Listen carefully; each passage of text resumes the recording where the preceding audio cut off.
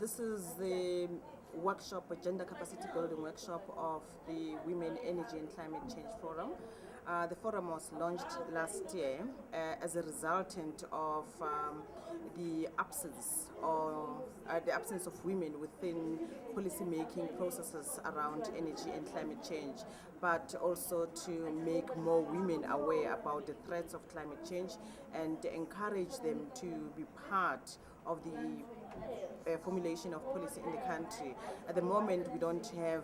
women, or we virtually don't have enough women who are there in those kind of positions that can be able to influence policy, but at the same time it's women who actually from the household are the ones who are responsible for energy management, so to say, in the household, because if there's heating needed, and women will have to know how to heat the house, and if there's a need for cooking, the kind of meals that we have today are those kind of meals that have been cooked energy efficient in a way that will have more salads. Rather than have cooked meals every day, because women want to conserve energy. This forum was launched last year in August, and it has been going on throughout, and we've been able to capacitate more women, and most of the women here come from community-based organizations, from cooperatives, and these are women who are involved more in energy efficiency initiatives, and they were not aware. But now the trend is now for them to start those kind of renewable energy projects, as opposed to the system that we have now of generation of coal-generated electricity,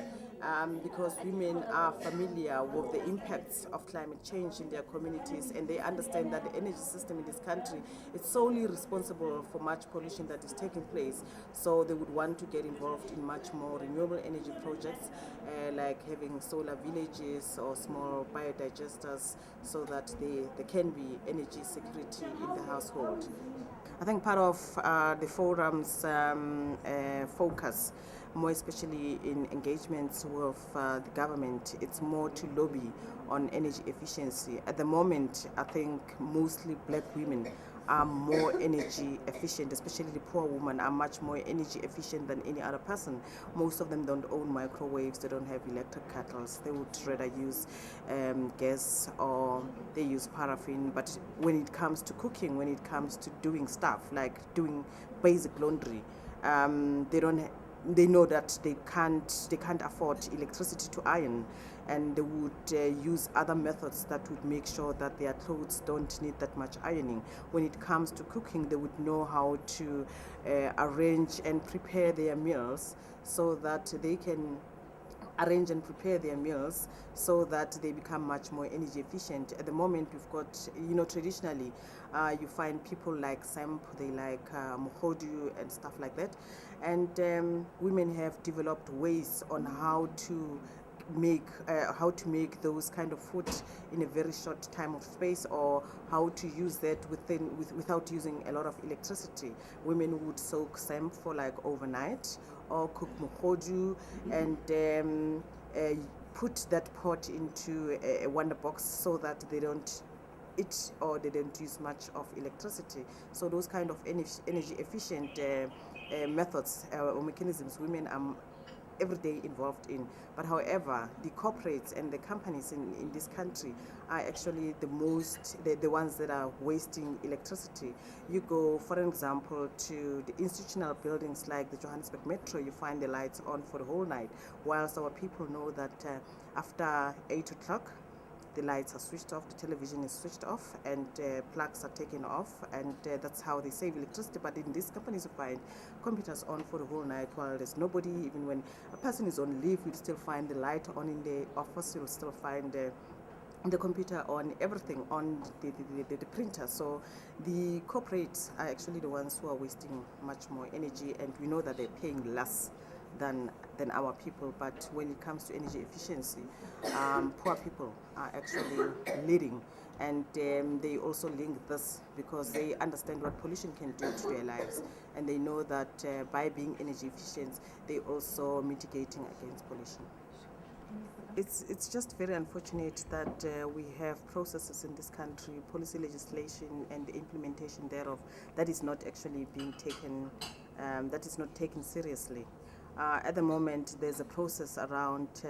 which is called integrated resource planning, which is around electricity supply planning for the next 20 to 25 years. But as I'm talking to you now, I can say that it may only be women in this room and some of their constituencies that are familiar with that kind of process that is taking place, and a whole lot more of South Africans are not familiar with that. So if women and if communities were involved in the processes in planning, there was adequate consultation, and the Department of Energy would make sure that there's a participatory consultation and they inform people as to what has got to be done. I think that would change. But as part of this forum's mandate, I think as lobbying would try to make the departments understand that you can't just decide on behalf of people and because they don't know. I think there's processes and legislation that supports that. If they sit down and decide on the integrated resource plan, electricity supply for the 20 to 25 coming 20 to 25 years, that would be illegal because the public was not aware of that information, and also the public didn't participate in the formulation of that kind of policy, and because we know it's very integral, it's very important to our everyday survival.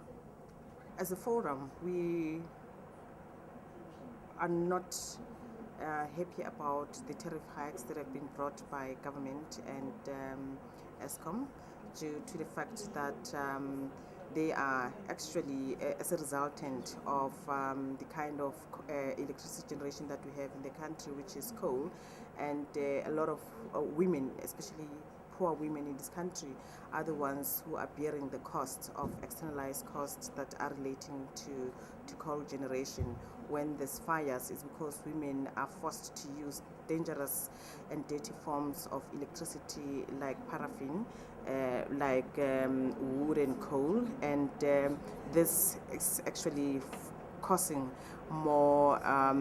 fires in the households, and also has got an impact on the health of the women and the children. And that's why we have our hospitals having problems to cope with the kind of externalized problems that we have from the coal. When people are coughing,